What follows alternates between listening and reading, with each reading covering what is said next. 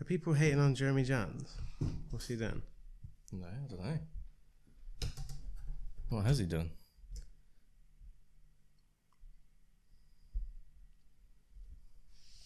I just watched a video of his on the horror movie Don't Let Go or something like that with Halle Berry. Where are you seeing that on Twitter? Oh, he's reviewed a film called Am I a Racist, which is I think it's like a documentary by a right-wing guy, but he's just reviewing a film, for God's sake. What are people saying? I think people are calling him out for reviewing this film, but actually he's just doing his job of reviewing films. But what's wrong with reviewing that film? Don't know, I'm just looking now. Sean Chandler said Jeremy Jahns is a film critic and he reviewed a wide release film. That shouldn't be controversial. In this case, it is because of the creator and subject matter. Reviewing a movie, even positively, is not an endorsement of the views presented in the film. Yeah, so he probably liked the documentary. Probably said it was but people have misconstrued that as him agreeing with the values. I mean, come on, like how stark difference is the internet between that and us reviewing Cannibal Holocaust, saying that we don't like it, and everyone jumping on us and hating us for that opinion. It's just like flip floppy or whatever you call it.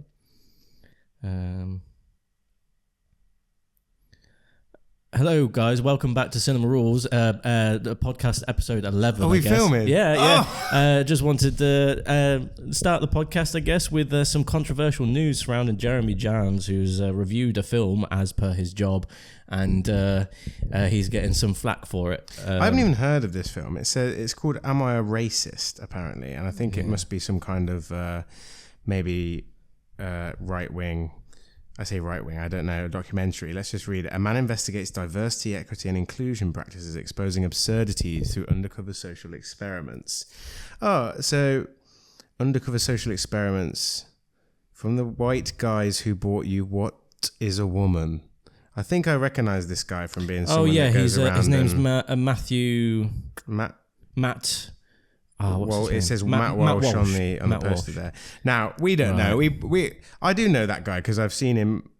Yeah, he did What is a Woman documentary. I didn't watch it, but I don't know. I mean, are we really getting to that point where somebody's job is reviewing films and they review a film and people hate on them for reviewing a film? I don't know. You don't endorse. You don't endorse something. You don't endorse the Nazis because you watch Saving Private Ryan. Do you know what I mean? Or Schindler's List. Yeah. Although it's probably different if it's a documentary. Yeah, I absolutely love Schindler's List. Don't misconstrue that for me absolutely loving the Holocaust. All right, guys. It's taking a dark turn. I don't think maybe this is one of those instances where people are complaining about him. But there's actually no one really complaining about him watching it in the first place. And it's just like one of those. It's one of those like echo chamber spirals that you get into. It's the minority having a voice on the internet and everyone blowing it out of proportion, I guess. Oh man. Oh well. We're Let's try and aim for this episode to say something really controversial to get cancelled. To get the light off of Jeremy Jahns, save him a little bit.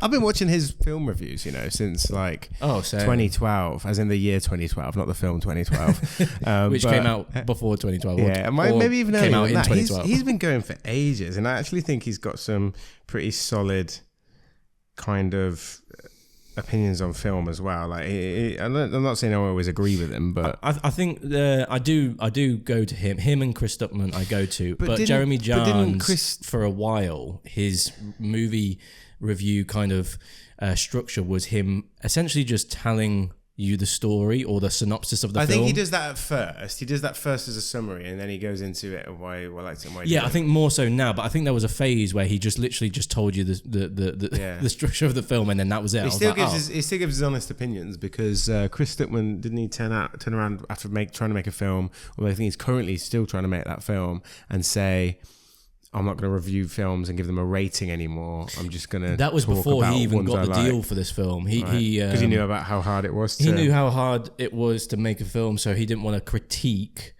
other people's work with a grade. He still says what he likes and dislikes about a film, and everyone jumped on him for that. And no, I think that's great. I think speak your thoughts, and you don't need to categorize where that film appears on your list. Give a top 10 list of your favorite movies of this year and worst movies, but you don't need to.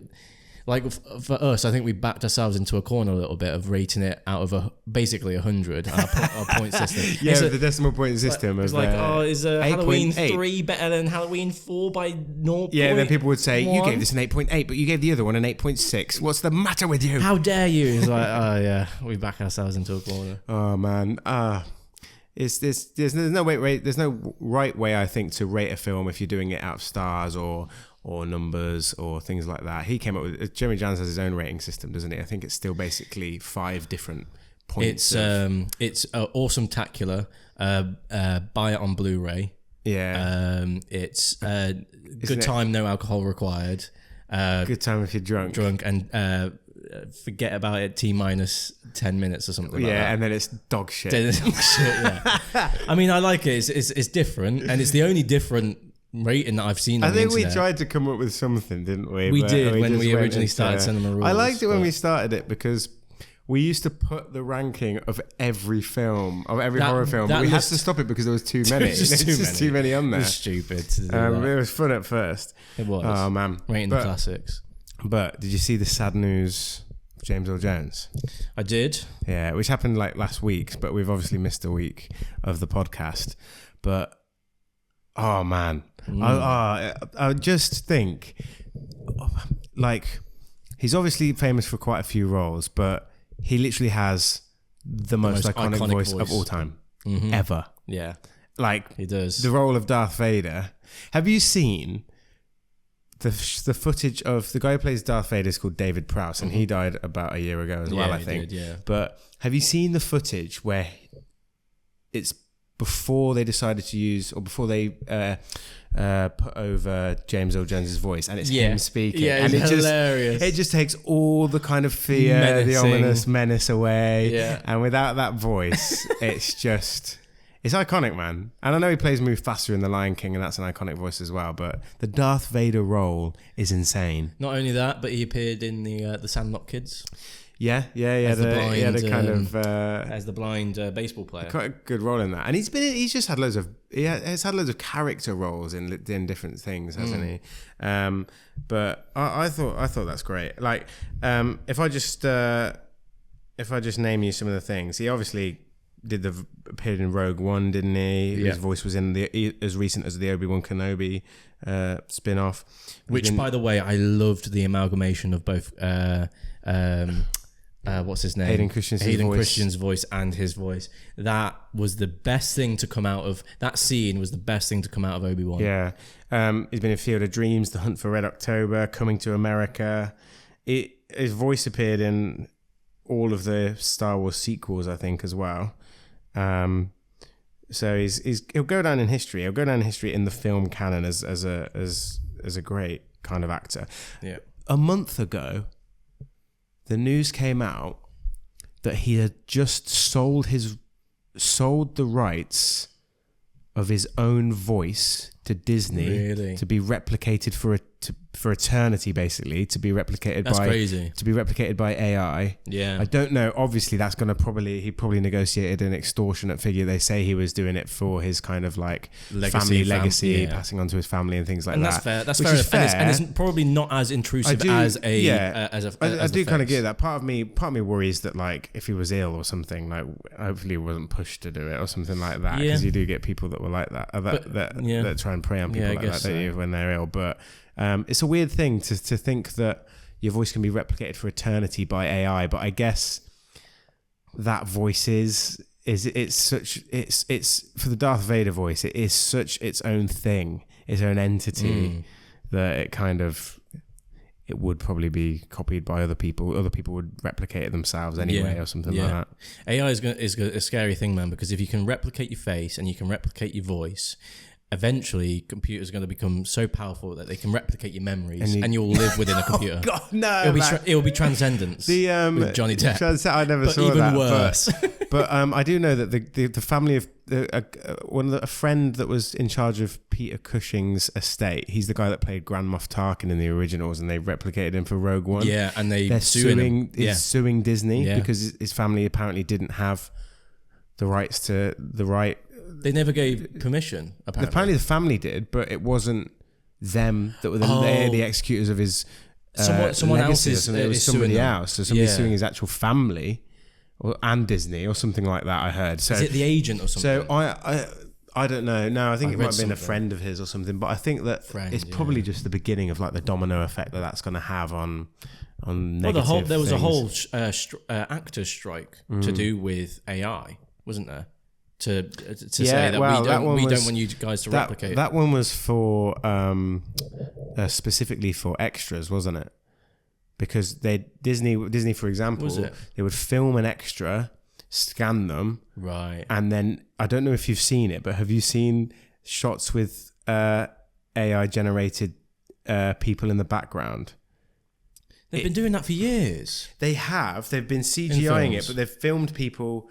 And then for battle scenes, replicated those people and things like that. But this is like using a person's likeness, like an actual. You know, wouldn't see those because of helmets and stuff, or there'd be small people in crowds. But this is AI background extras. Extras, yeah. I just want to see if I can find a thing for you that shows it, but because it's so uncanny. But here you go. Here's an example. Let's just see if it loads. But does it look real, or does it look weird? No, still? it looks really uncanny. Oh damn it! I can't log into the thing to show you. But can you not open it within the app? Is that not like on YouTube? Look, Sean, I'm not logged into TikTok. Let's have a look. Is Extras, it TikTok? Background generated. I don't have TikTok. I don't see the point in TikTok. Well, we have it for Cinema Rules, Sean. That's the only reason I got it. Yeah, but you don't post on it, Tom. No, I will. Guys, I will. Send us a follow on TikTok on Cinema Rules. Damn it, I can't find it. But anyway, speaking of generated people, weird segue, the trailer for Mickey 17, Bong Joon-ho's new sci-fi film has come out. And we've just watched the trailer to it off camera. What did you think? I watched the trailer not realising it was the director of Parasite. And a film we watched on the channel, the sci-fi dystopian film Snowpiercer. Yep. And I do like Snowpiercer, but Parasite won the Oscar, didn't it? It was, and you haven't seen Parasite. I haven't. It's very similar to the film that we also watched on the channel called Saltburn. It's a very similar premise. Is it? Is it as unnerving? And I know it was very popular, but was it as unnerving? It was far better than Saltburn. Saltburn had more of like a gothic, like vampire type of vibe. If you remember that one scene, but Parasite, it was more to do with it honed more in on the class divide than Saltburn did. Right, yeah, I heard it was a kind of social commentary more than a wow. Saltburn's a bit indulgent, isn't it? Yeah, it's a bit but it was indulgent, like. and it didn't really hone in on those themes as much as Parasite did. But yeah, what did I think of the trailer? I thought it was a fun trailer. I thought the vibe was different. I thought Robert Pattinson looks he's good. A movie star. Yeah. He is an absolute movie star. How he now. dug himself out of that hole that is Twilight. I do not know. There's one film. It's A24's The Lighthouse, man. That's what got him out. I don't think so. I think he did a film with... And because he did The Lighthouse, then he got Tenet with Christopher Nolan, then he got Batman with Matt Reeves. Yeah, but there was an independent film that he did after Twilight. And I'll tell you what it is now. He's got a shaved head in it. But he actually looks... It looks like Robert Pattinson, obviously, but it doesn't sound like him. It looks like he's embodying this character that's different to what we've seen before. I think he's a quality actor. I think, obviously, Twilight was... So, there was an independent... there was an independent movie that he did with Guy Pearce called Rover, and he was the talk of the town when that movie was released. Right. The movie didn't really get much of a great reception, but he in his performance did. And not only that, he went on to do The Lost City of Z. If you've seen that, I have. Yeah, that was good. I really like that movie. He went on to do The Lighthouse.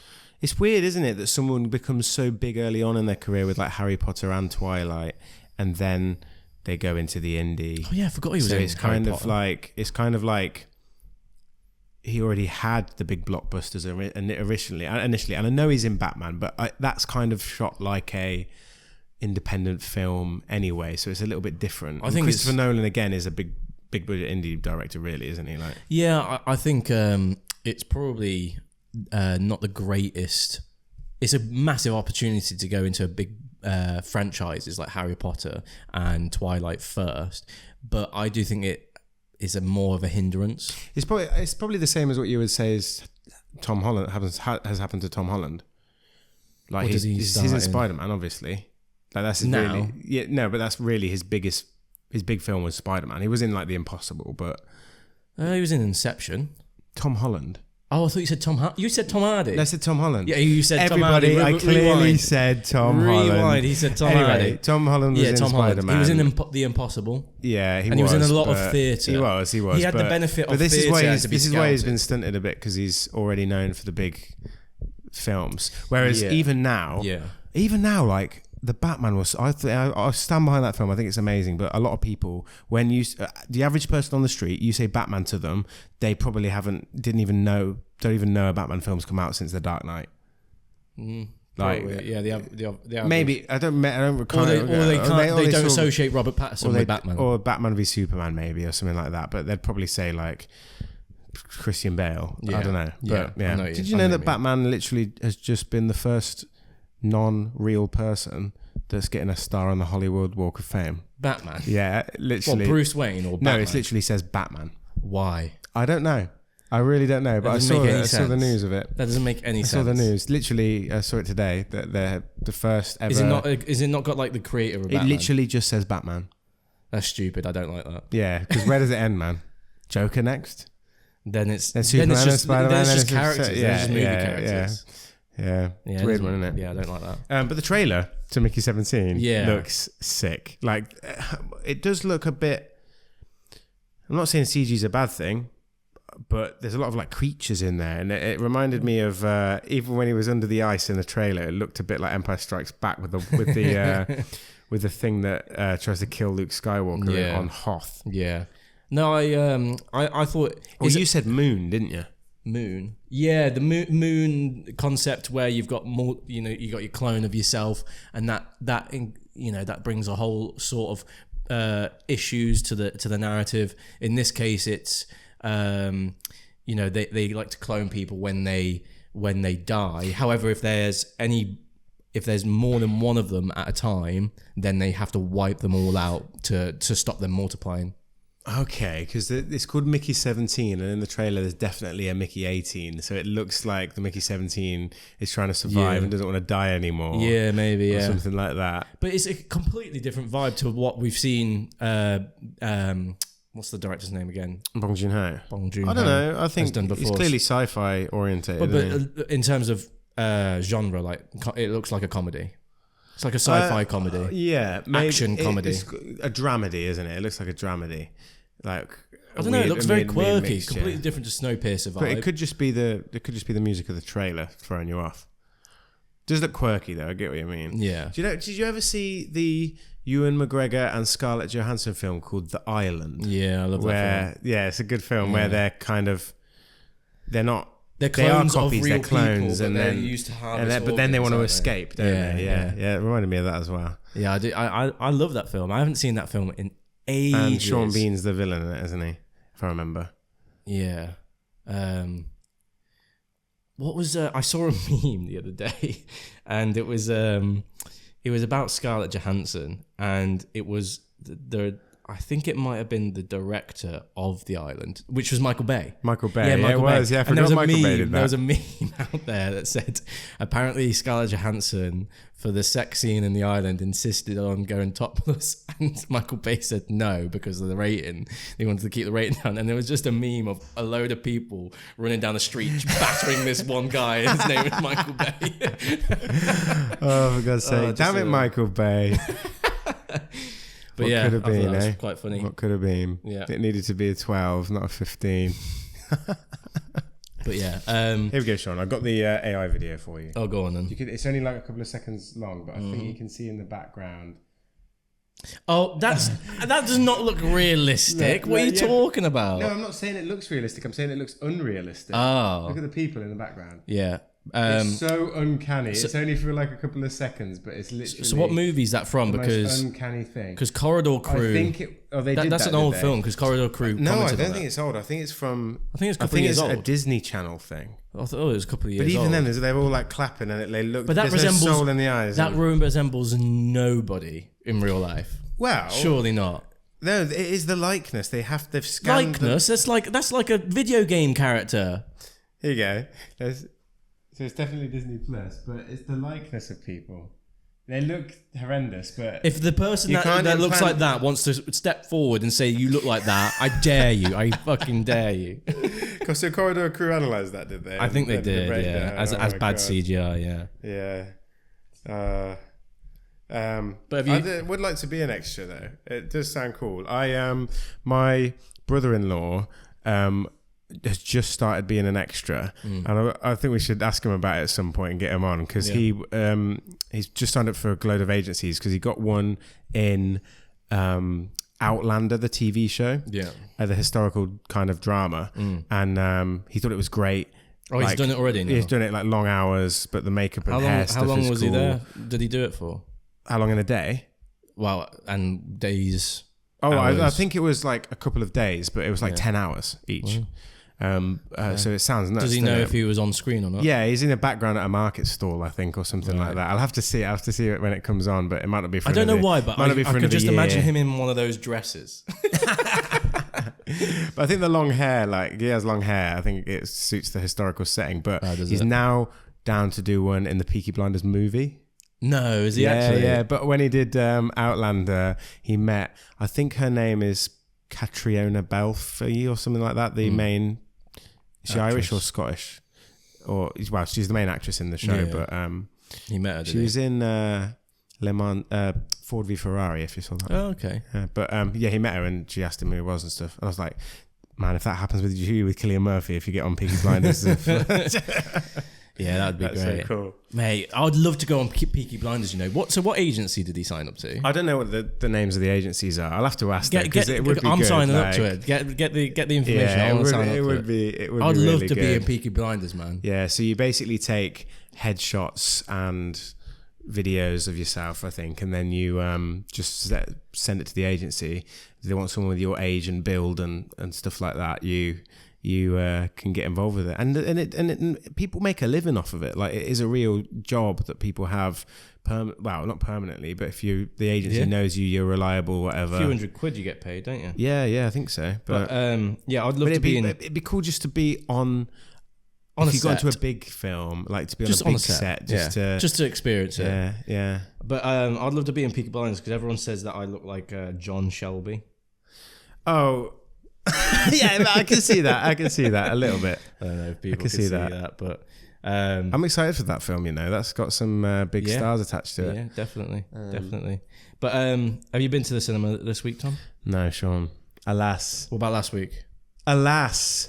I know I'm a terrible film going pundit, but it's been a hard knock life for me the past couple of weeks. How about you? I mean, we were gonna we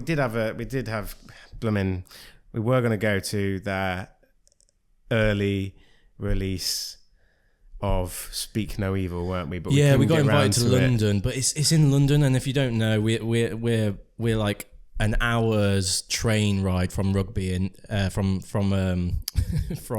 I mean, and then when you get to London, you have to then make your way through the tubes, and it's like they always invite us on a Wednesday. And yeah, and then the last trains are 11. It's just like it's so much effort. You have to book off a day, I think. But that was Speak No Evil, but you have seen it. Mm-hmm. And what did you think? Go on, hit me with your 10-word review. So 10 words. No, well, apparently it's a remake of an actual recent movie that came out in 2022. Well, foreign film though. Yeah, Danish. I believe it's Danish. They're doing that with a lot of Danish films at the moment, aren't they? So I've heard it's quite different in certain ways to the Danish one. I think it's definitely Americanized, and therefore people's assumption of it was going to be, oh, it's terrible. But I really enjoyed it. Did you? I thought it was actually a really good movie. It looked a little bit. I haven't seen it obviously, so I can't judge it. But it did look a bit generic from the trailers. Yeah, it's a slow burn. We've already seen James McAvoy go insane quite a few times because he did Split. Yeah. He did that film Trance, Danny Boyle's film, where he goes all weird and to be fair, this movie does hinge on his performance. Everything else around the film, except for its plot, the plot is interesting, and the twist is cool. I think all the other actors are a bit meh. I do think almost hate the main actors. Oh, really? And you don't really like them. You want them to get killed. I didn't feel that at the end, but I didn't. I felt the tension of them trying to escape or whatnot. But I just far enjoyed the movie when James McAvoy was on the screen. He's a great actor, and actually, I wish they gave him better roles than he's been getting in the past couple of years. Obviously, he was in like X-Men, and that was probably his biggest one so far. And then he was in Split. I think he was more widely famous from Split. I hope he chooses more kind of not indie films, but more almost films that are good in for award season, just because I think he's got that range. And he's got the potential, and he was absolutely massive in this film. I've never seen him so buff. Yeah. Oh, really? Yeah, he was huge. But yeah, I really like him. I've heard a few people say that they don't like him because in person he seems quite pretentious. But I don't care about that as much. I don't judge. I don't say, oh, I don't like this actor, and and therefore because my experience in the cinema watching his performance is going to be lesser because I don't like him as a person. First of all, I haven't even met him. So, have you ever met a famous person apart from me? I shook hands with Will Smith once, and he slapped me around the face. No. When I was a kid, he came out of. I was in London with my family. I was really young, and he came out of like an interview, and he performed a song on stage in London to promote iRobot, and I was in the front of the line getting strangled. Yeah, Will Smith. Oh Jesus! Yeah. Performed a song for iRobot. I've seen Tom Hardy. When I worked on Broad Street in Birmingham at the IMAX there, the film Legend came out, if you remember that, where he played the Cray twins. Mm-hmm. I was walking on the bar and he was like in the distance because they were showing the film. That's cool. Like a mini premiere thing. I haven't not really an actor, but I spoke to Tyson Fury, the 6'8" boxer. I saw him in a WH Smith in a service station in Northampton. Was he buying like War and Peace? No, I literally was choosing a chocolate bar for my meal deal of the day for my lunch break, and he asked me what chocolate bar he should get. So I said get a 12, and he picked up a 12. Jeez, he's rubbing shoulders Mate, with the stars over mad. here. It was mad. And he was like up here. I never would have pictured him as a twirl guy. I thought it would have been like a Snickers. Snickers. Oh, I hate Snickers. Oh man, they're good. What were we talking about? Speak No Evil. It's a good film though. I recommend watching it. I think it's really tense. It's a slow burn. Okay. So, but it's actually quite hilarious at the beginning because you see the like the cracks in James McAvoy's personality. Yeah. But it's quite funny. But at times, like at the beginning, you actually like this guy. Like I'm laughing with him at his jokes and stuff and I'm thinking I'd like to hang around with this guy. He seems pretty cool. And then it's his mask slowly starts to slip off, and it's funny. But then the laughter kind of stops, and it kind of becomes uneasy. And And yeah, it was just fascinating to watch the slow progression of it all. So I recommend it. I'm intrigued with that. I'm missing the cinema. I'm getting cravings. 2 films next week, Sean. Well, we haven't seen Beetlejuice. We haven't seen Beetlejuice. I really want to watch the original before I do that. Yeah, I think we can wait for that. There's 2 films next week I think we should see. What? This one here, it's out tomorrow. Oh, The Substance. Yeah, it's a comedy horror, but it's an 18. Yeah, I want to watch it's a body horror. Yeah. It looks great. We saw the trailer. I think it's out tomorrow. It's out tomorrow. I think. And the trailer, we commented on it a couple of podcasts ago. Yeah. The trailer did not give anything away about the plot, but it intrigued me. Yeah. It almost hyped me up. It didn't remind me of that film Possessor, but like the body horror, the fact that you don't know anything going in. Possessor, yeah, that's it. Yeah. And then on Monday, there's another Secret Screaming, and I thought it was going to be The Substance, but it can't be now because that's out tomorrow. Yeah. So I wonder if is there any horror films coming that it could be. I don't know. A Secret Screaming. When's the Secret Screaming? Monday. Oh, do you know what it could be? It could be that new Halle Berry film called Never Let Go. Yeah, which I'm thinking it might be that. I watched the Jeremy Jahns review of it. Apparently, it's not scary, but it's got some tense moments in it, according to Jeremy Jahns. There's also a film coming out called The Bagman. The Bagman? Yeah, The Bagman. PG-13. What about The Night Bitch? Oh, yeah. I told you. Did you go away and watch I that didn't trailer? watch the trailer. When we finished but this, I saw a little Twitter tweet about it, about her performance. Amy Adams, and saying it's like the most outlandish thing she's ever done. But she's literally an Oscar-winning actress, and she did win an Oscar, didn't she? Yeah. And now she's playing a movie where a woman becomes an Oscar nominee. Oscar nominee, definitely a couple of times, I think. And now she's becoming a dog in a film. The Night Bitch just sounds hilarious. Absolutely hilarious. But yeah, well, so twice we've got to go to the cinema next week. I definitely really want to see The Substance, though, man. Yeah. Mate, go and watch Speak No Evil as well. I do recommend you watching it because I think you'll really enjoy it. But I didn't go to the cinema, but I had a few friends over from some old work colleagues, and I set up the projector and we watched the In-Betweeners 2 movie. In-Betweeners 2? Yeah. And they're coming out with a there's rumblings. There's rumours that they're going to do a third one, isn't there? Yeah. And if you don't know what the In-Betweeners is, because if you're American, I think it probably hardly gets any airtime there and not very big at all. But and they did come out with a US version, but it bombed. And do not let if you've seen that bomb, do not let it reflect what the almost all is. American kind of remakes of British comedy do bomb because it's a different sense of humour, isn't it? Like if like you. They think you can. Well, let me rephrase. I don't want to alienate any American fans, but you can't just put a laugh track over it to make it funny. That's all I would say. Yeah. And I think in here, The In-Betweeners is a series that's iconic now, isn't it? But I hope they do a third one. I think they should. And if you don't know what The In-Betweeners is, it's basically us in school. We were basically the people that weren't complete and utter nerds, but weren't completely popular. It's the In-Betweeners, and they just get themselves into, I think it's 3 seasons, not many seasons, and it's like 6 to 8 episodes per season. It's not long at all, and they just get into shenanigans, and it's absolutely hilarious because we can relate to it because they basically get up to the same stuff that we got up to growing up. And they did 2 movies. They did one where they went to like they went abroad for a lad's holiday, which is what every English person does. They go away and they we did that as well when after that film came out when we were about 18, didn't we? And then the second movie was when they went traveling to Australia, and that was hilarious.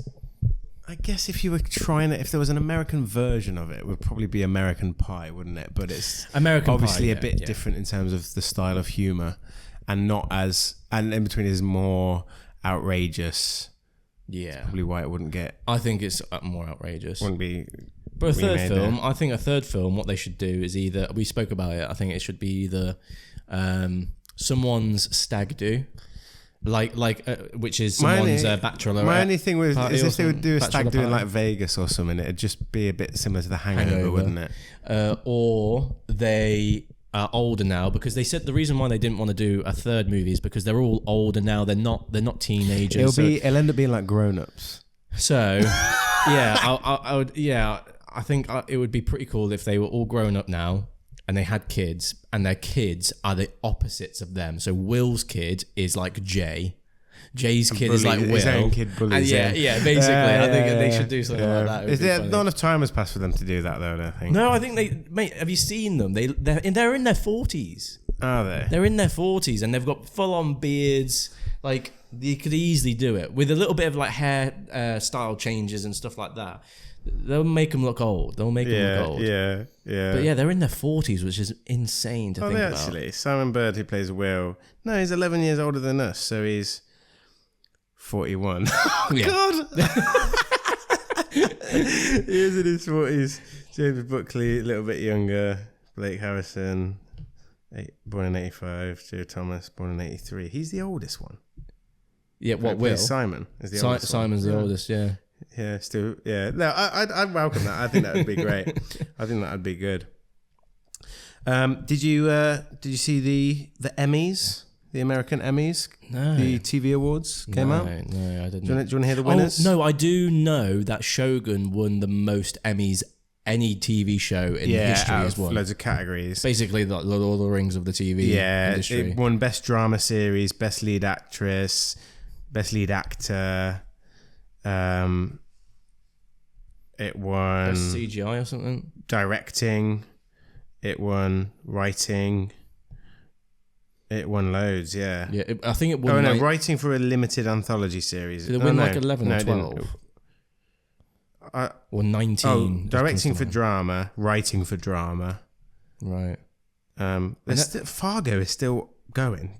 Jeez, as a TV show, it's still winning awards.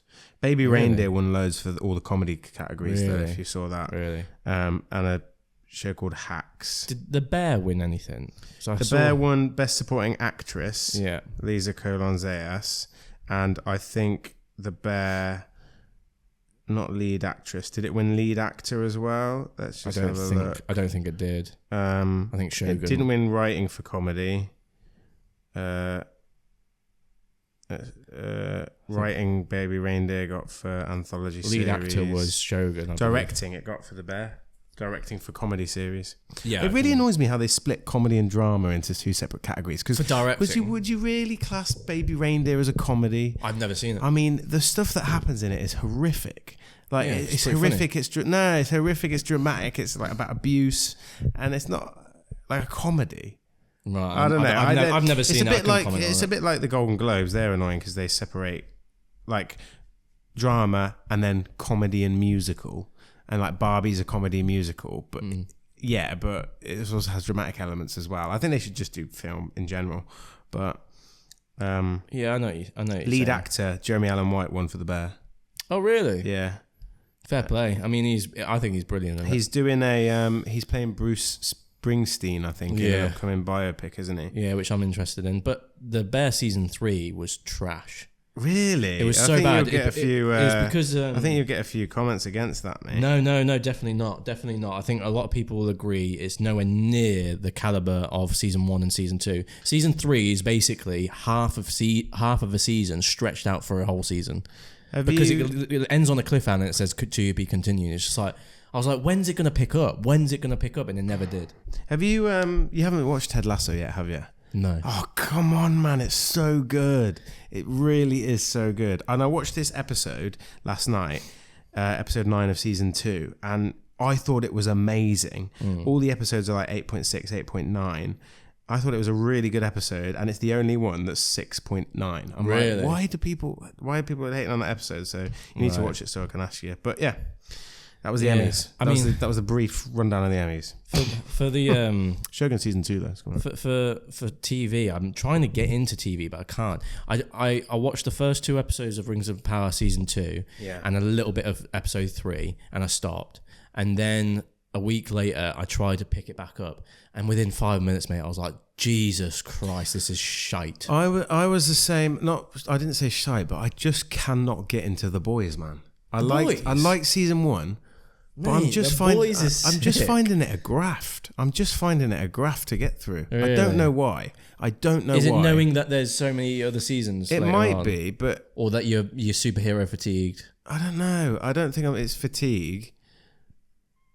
It's just I'm just finding it a graft. I find it pretty quite repetitive. Right. You know, maybe especially when binge-watching. Homelander comes into it. And yeah, I don't think binge watching is for me. I think I need to watch one episode and then have a break of a day or a week. Right. Like, I don't know. Did you watch Invincible? Yeah, I did like that. Season 2 as well. I haven't seen season 2. Season 2 is 1. good. I like season 2. But yeah, there's a lot to watch, isn't there? There's a lot to watch. Too much to watch, man. I started Terminator Zero. Haven't finished that. I started The Last Kingdom. Got Great like show. 3 episodes in. Stopped watching that. No! Started watching Rings of Power.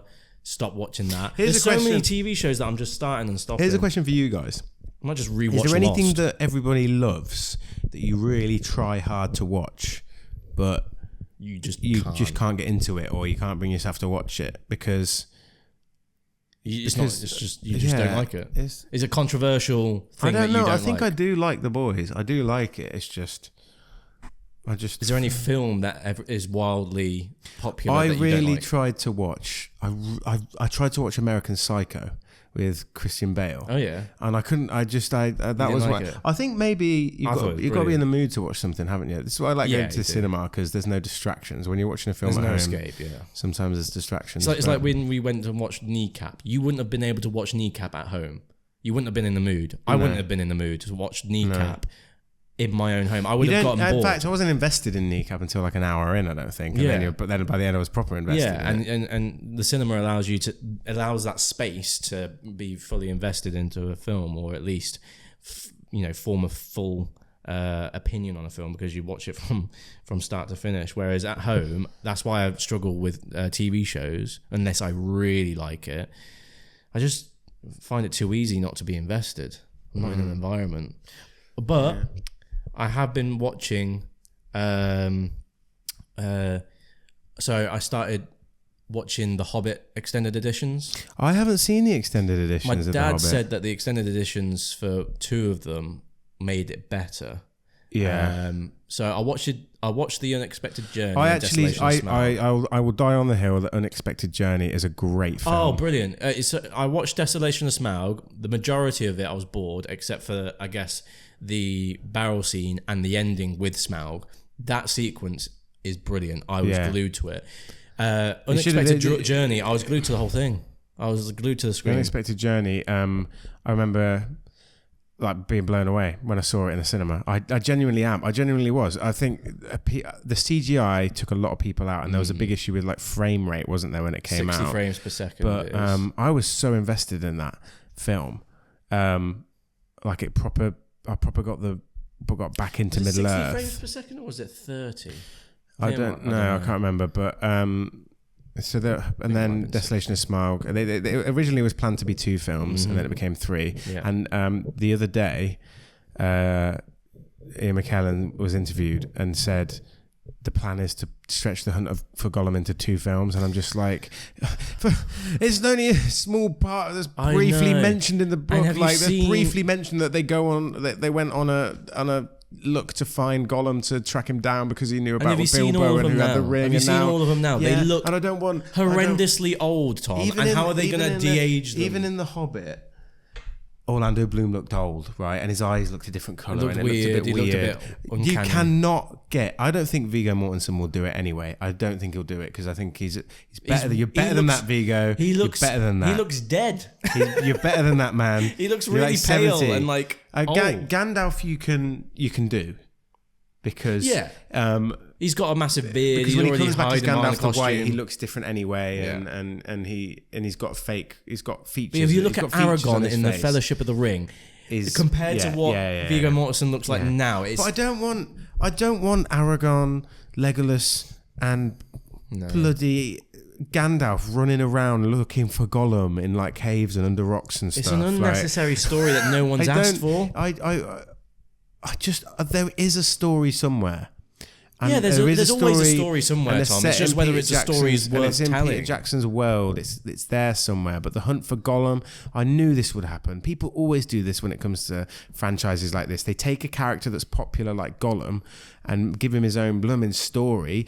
And he wasn't popular because he was the main character. He was popular because he was a secondary antagonist that was a cool looking and cool sounding. Yeah. And he wasn't in it for a lot. They tried to make a Gollum game, for God's sake, and it was the biggest bomb of the year for video games. And by the way, I don't understand why they've already all of a sudden thought about making this new film when they've seen the reception of Rings of Power and that the ratings are going down. They've even reported I actually heard that it was one of their biggest viewing openings. It was less than openings. Their best opening weeks of a new show for ages. Obviously, it's lower than season 2, but I've still heard it's quite big. Lower than season 2? It's lower than season 1, sorry. Yeah. But It's still big, but it's the ratings are going down quite fast, and there's even talks of them cancelling it, Tom. And a lot of people online, they won't cancel. A lot of people online are saying, it's not canon for them because it's so dog shit. Well, Peter Jackson's canon for me, and he's not directing the new one. Andy Serkis is. Andy Serkis was second unit director on The Hobbit, I think, but yeah, it was. Yeah.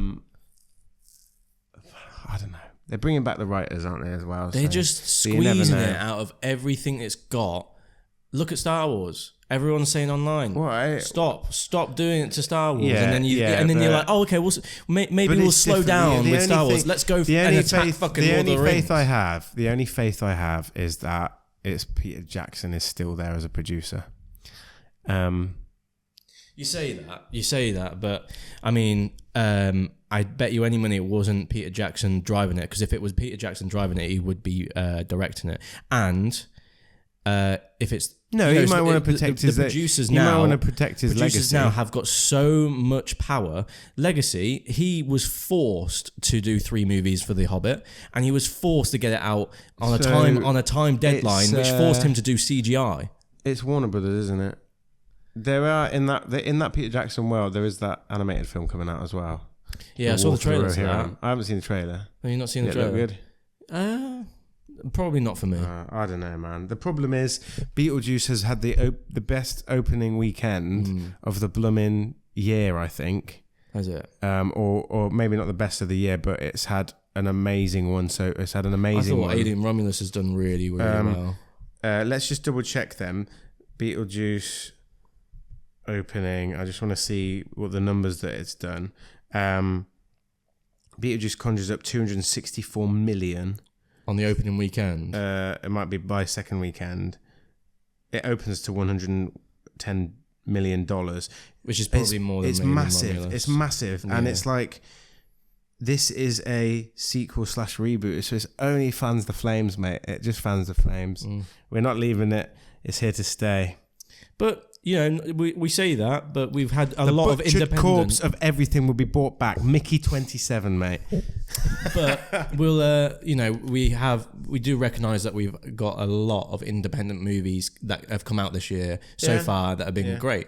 Long Legs, Kneecap, Cuckoo, what else? I mean, Speak No Evil is a remake, but it's a remake of a film that came out in 2022. But still... They'll be that's the Mickey 17 coming out. Newest one I think of so far. Do you hear they're doing a remake of Mickey 17 already? It's already in the pipeline. But you've also got The Substance coming out, like you said. Yeah. I do rant.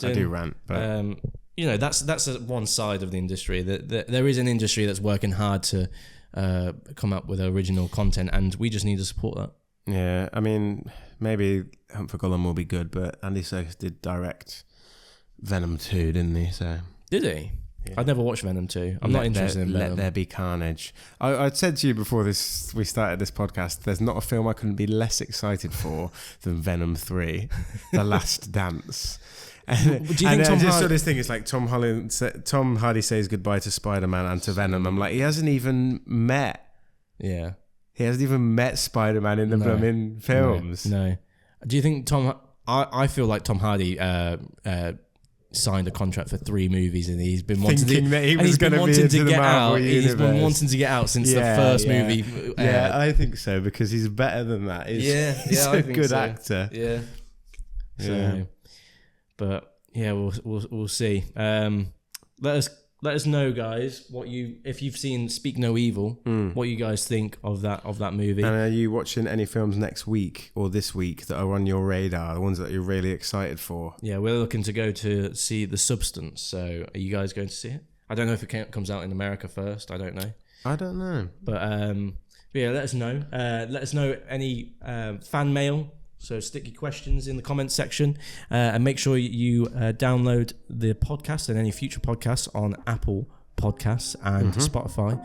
And we'll see you in episode 12. We will. Cheers. Roll on 12.